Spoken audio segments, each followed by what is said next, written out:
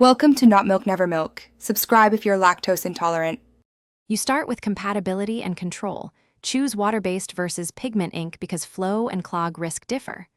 Once chosen, fill the reservoir to about 3/4 full or use a 0.5 ml syringe to avoid spills.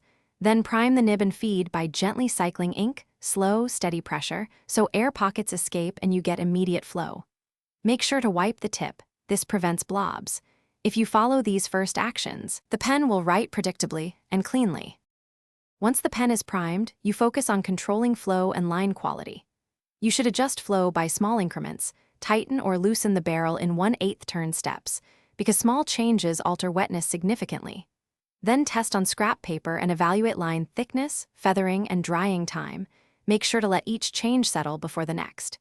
If you see inconsistent lines, clean the feed thoroughly.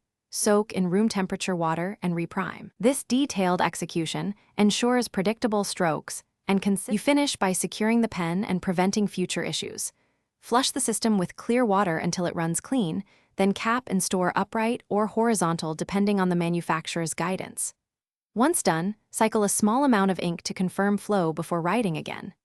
If you encounter clogging, soak the nib and feed for 10 to 15 minutes, use a soft brush to dislodge debris, and reprime.